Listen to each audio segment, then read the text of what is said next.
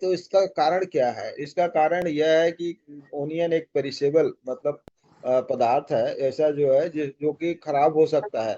लेकिन अगर उसको हमने वैल्यू एडेड प्रोडक्ट में कन्वर्ट कर दिया तो ये खराब नहीं होगा और लॉन्ग टर्म में चलेगा, उसकी अच्छी खासी प्रॉफिट भी मेकिंग की जा सकती है।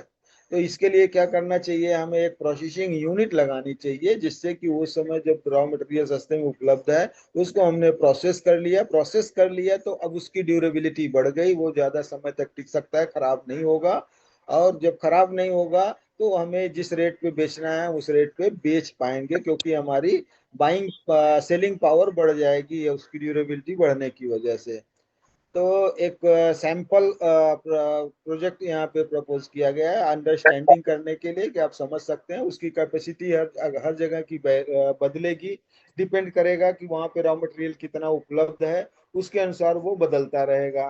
तो एक छोटा सा पायलट प्रोजेक्ट के थ्रू अंडरस्टैंडिंग को डेवलप करने के लिए आज का प्रेजेंटेशन है कि एक 150 मेट्रिक टन पर ईयर की कैपेसिटी का अगर प्लांट लगाना है तो क्या है, उसका करीब लगभग 30 लाख के आसपास का इन्वेस्टमेंट आता है।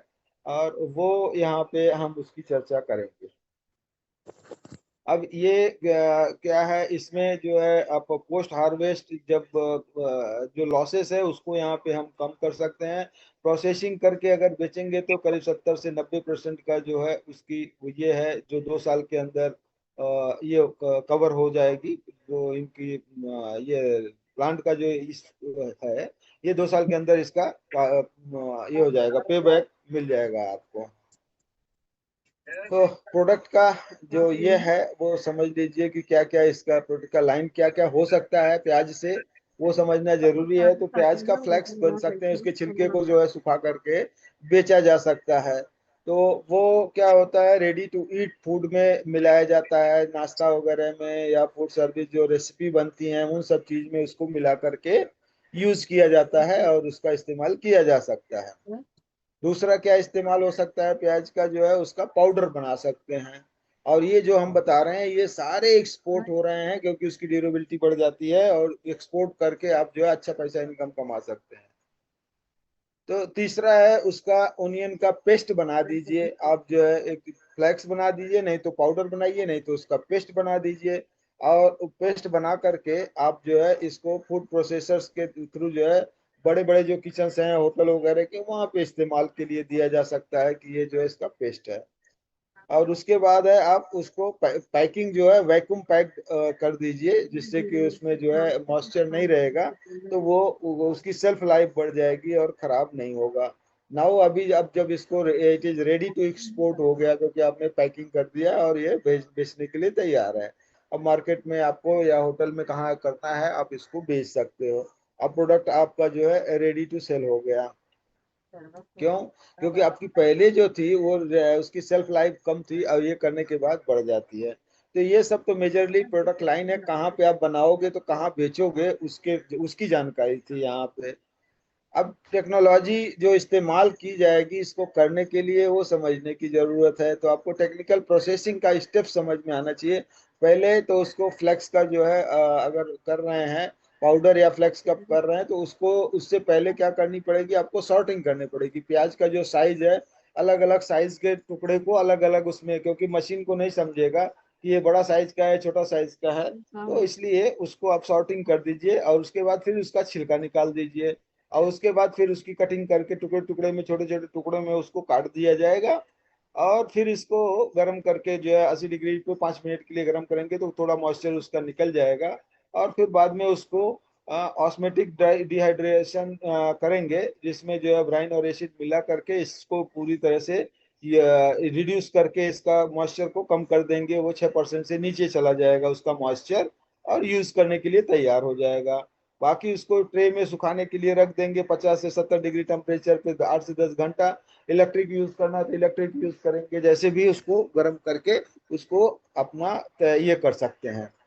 अब ये जब ड्राई हो गया, सूख करके जब तैयार हो जाएगा तो अब इसमें जो है मॉइस्चर किस कम कम हो गया। जैसे मॉइस्चर कम होता है तो उसका पेरिसेबल इफेक्ट कम हो जाता है और वो जो है स्टेबिलिटी बढ़ जाती है, प्रोडक्ट की ड्यूरेबिलिटी बढ़ जाती है। तो अब आपने लिया प्रोडक्ट बनाया ये सब तैयार कर लिया, तो सेल करने के लिए आपको एक्सपोर्ट करने में टाइम लगता है, या कहीं पे जो है किसी बड़े होटल में या मार्केटिंग करने के लिए टाइम लगता है, तो आप इसको कुछ टाइम तक स्टोर कर सकते हो, उसमें खराब नहीं होगा। तो ये था उसकी जो है दूसरी टेक्निक।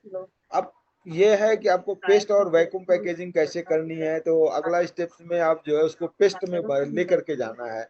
अगर पेस्ट बनाना है तो क्या करना पड़ेगा, आप उसको एक एक मशीन रहेगी। ये टोटल मशीन का हम आगे दिए हैं कि क्या क्या मशीन रहेंगी। तो इस मशीन में आपको क्या करना है कि उसमें जो प्रेस मशीन रहेगी उससे वो पल्प क्रिएट कर देगा।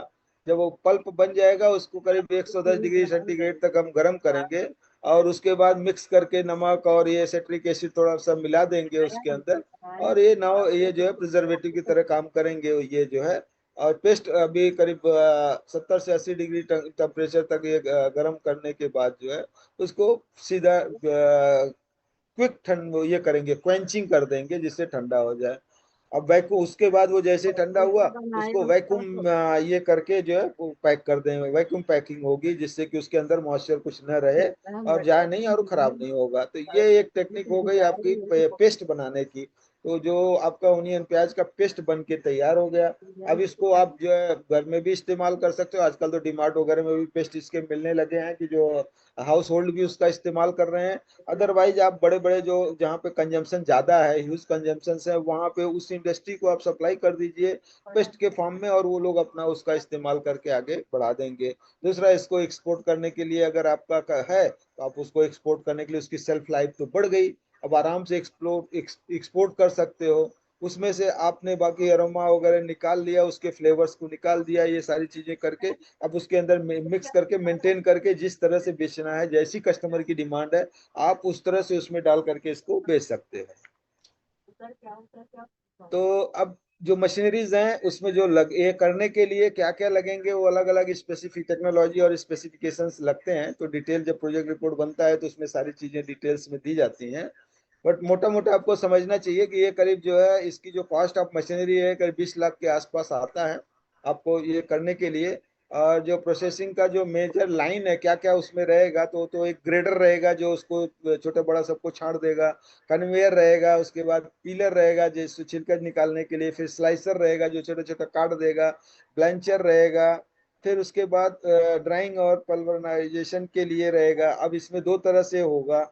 एक तो सोलर सोलर ड्रायर लगा सकते हैं, क्योंकि सोलर ड्रायर इसलिए बोला जाता है, या आप अगर हमारा जो है वहाँ पे सीबीजी का प्लांट लगता है तो वो रिन्यूएबल एनर्जी का इस्तेमाल करना चाहिए, क्योंकि इंटरनेशनल मार्केट में ये ग्रे एनर्जी का जो है उसमें बहुत जगह पे बैन है। तो आपका प्रोडक्ट अगर उसमें आपने सोलर एनर्जी इस्तेमाल किया है तो वो ग्रीन में रहेगा और वो सेल हो जाएगा।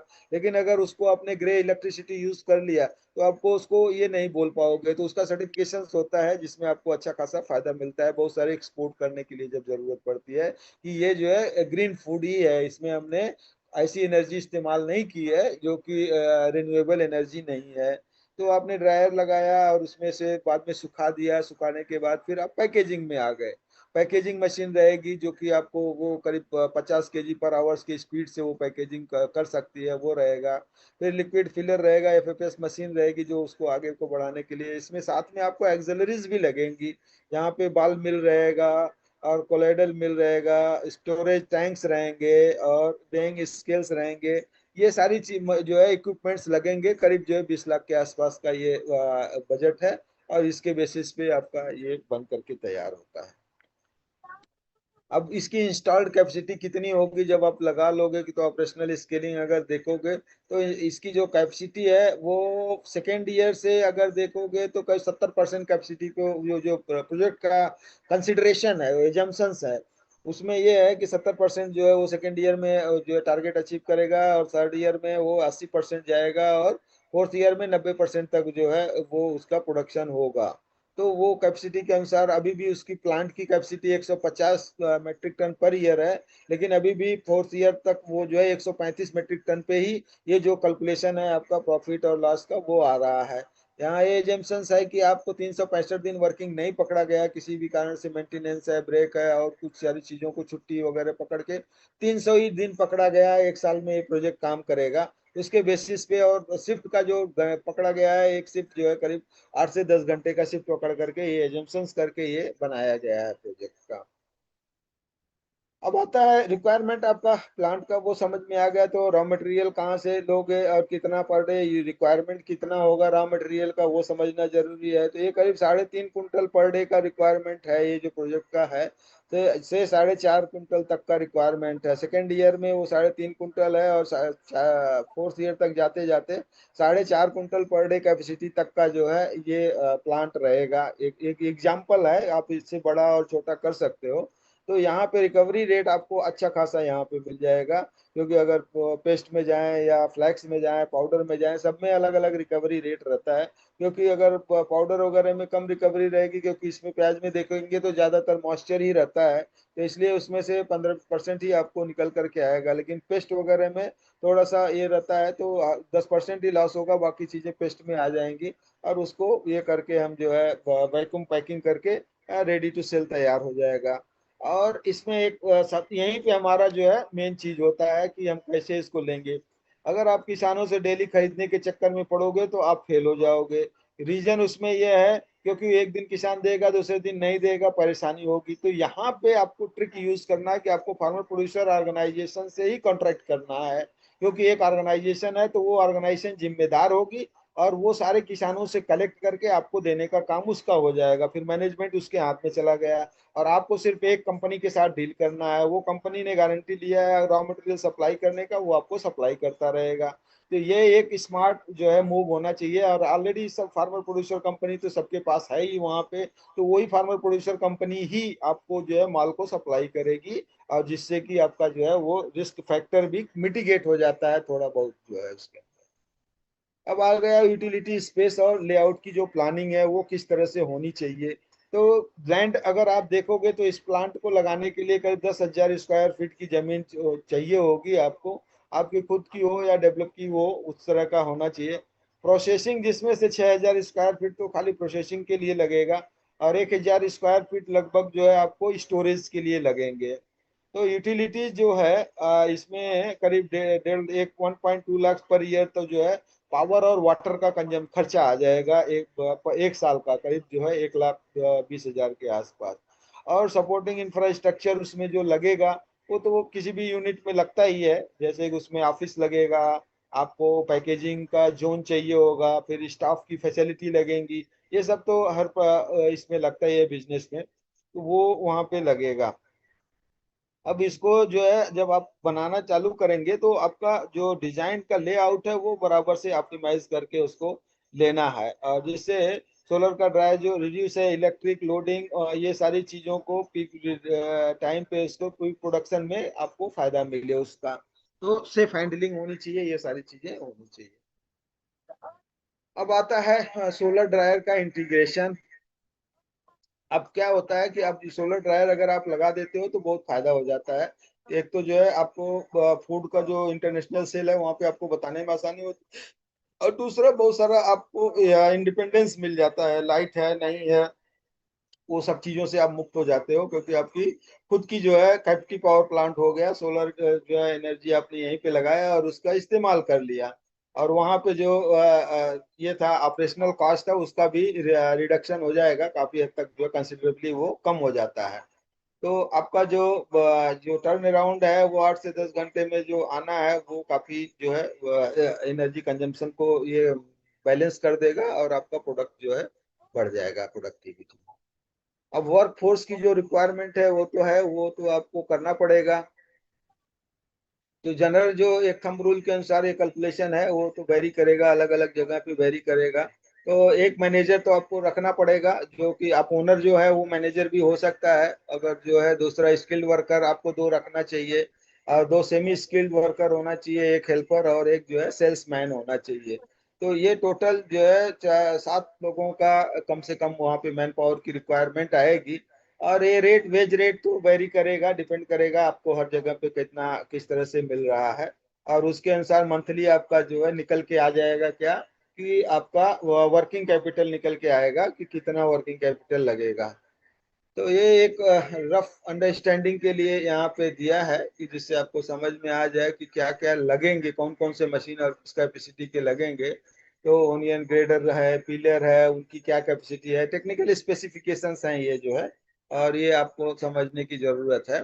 फिर आप यहाँ पे आओगे तो यहाँ पे आपको ये समझ में आएगा कि कितना स्टॉक आपको, वर्किंग कैपिटल की रिक्वायरमेंट कितनी होगी। तो वो 7 दिन रखना है आपको, raw material work in progress का 15 दिन का होना चाहिए, पैकिंग मटेरियल 15 दिन के लिए होना चाहिए, फिनिश गुड्स का स्टॉक आपको 15 दिन रखने की कैपेसिटी होनी चाहिए, रिसीवेबल का 30 दिन की साइकिल होनी चाहिए, वर्किंग एक्सपेंस आपका खर्चा 30 दिन का। ये सारी चीजें आपको मेंटेन करनी पड़ेगी, तब जा करके आपका जो है ये बन करके तैयार होगा। और इनकी सारी जो रिक्वायरमेंट है, तो टोटल करंट असेट आपका जो है 20 लाख के आसपास बताया गया था, सेकेंड ईयर, थर्ड ईयर में 22 और ऐसा, फोर्थ ईयर में 25 के आसपास ये चला जाएगा। वर्किंग कैपिटल ये वेरी करेगा। और फाइनली जो है मार्जिन मनी जो है यहाँ पे 25% ये वेरी करती चली जाएंगी, बैंक का फाइनेंस का आपको यहाँ पे क्लैरिटी आ जाएगी। तो मोटा मोटा अगर देखें, फाइनेंशियल ओवरव्यू अगर देखें, तो वर्किंग कैपिटल की जो सेकेंड ईयर में जरूरत पड़ेगी वो करीब 15 लाख की रहेगी, और चौथे साल जाते जाते वर्किंग कैपिटल की रिक्वायरमेंट करीब जो है 19 लाख 35 हजार के आसपास की हो गई है। प्रोजेक्टेड प्रॉफिट देखिए यहाँ पे, ये जो है बिजनेस को जो अट्रैक्ट करता है वो प्रोजेक्शन का प्रॉफिट करता है। तो यहाँ पे जो प्रोजेक्शन की जो प्रॉफिट है सेकेंड ईयर में ही 44 लाख की आप देख रहे हैं, थर्ड ईयर में 53 लाख है, और फोर्थ ईयर में 61 लाख है। इसका पे बैक पीरियड जो है 2 साल के अंदर ही आपका जो आपका लोन वगैरह है, इसका आपका इन्वेस्टमेंट है वो 2 साल के अंदर रिटर्न हो रहा है। तो इतना बेहतरीन जो है आपको प्रोडक्ट जो है बहुत कम होते हैं, जिसमें डीएससीआर भी जो है 18.49 बहुत हेल्दी दिखा रहा है। और आपको यहाँ पे अगर देखें, benefit cost ratio 2.2 very high return है। तो ये सारे पैरामीटर्स जो है इसके बहुत ही फेवरेबल हैं, जिससे हमें उठा करके प्रोजेक्ट को लगाने की जरूरत होती है। मशीनरी का जो सप्लायर्स का भी यहाँ पे कुछ लिस्ट दिया हुआ है, आप जो है उसको कांटेक्ट करने के लिए। मेन तो है प्लांट का लेआउट समझना चाहिए कि प्लांट का लेआउट किस तरह से होगा। तो आप यहाँ पे देखेंगे, इसको देखेंगे तो थोड़ा समझ में आ जाएगा कि एक नंबर यहाँ पे स्टोर रूम से लेकर के ये यहाँ पे सोलर ड्रायर तक का जो है पूरा बनाया हुआ है कि इस तरह से कैसे कैसे रहेंगे सारी चीजें। तो ये कंक्लूजन ये है कि जो है स्ट्रेटेजिक जो रिकमेंडेशंस है कि ओनियन जो प्रोसेसिंग यूनिट है ये बहुत वाइबल है, और लो रिस्क जो करके आप जो है इसमें अच्छा खासा एक एग्रो एंटरप्रेनर बन सकते हैं। और एफपीओ आपके पास है तो ये सबसे अच्छा ये बिजनेस हो सकता है आपके लिए। आप पोस्ट हार्वेस्ट लॉस को बचा सकते हो, आप फार्मर्स के इनकम को जो है बढ़ा सकते हो। आप यहाँ पे जो डिमांड है मार्केट की उसके साथ आप जो है उसके इंग्रेडिएंट्स को यूज करके आप उसका फायदा उठा सकते हो। स्ट्रांग फाइनेंशियल्स हैं इसके, इसमें आपको प्रॉफिटेबिलिटी अच्छी खासी मिलेगी। गवर्नमेंट के इसमें सपोर्ट्स हैं, और सस्टेनेबल टेक्नोलॉजीज हैं जो है जिससे आपको फायदा मिलने वाला है। तो अक्रॉस ओनियन जो ग्रोइंग क्लस्टर्स हैं लाइक नासिक है, ये सब जगह है यहाँ पे आपको अच्छा मिलता है। तो ये सारी चीजों को ध्यान में रखते हुए आपको कर सकते हैं। तो एक ये था कंक्लूजन। मैं एक बार फिर से रन थ्रू कर देता हूँ, जिससे कि जो बाद में ज्वाइन किए होंगे पता चले कि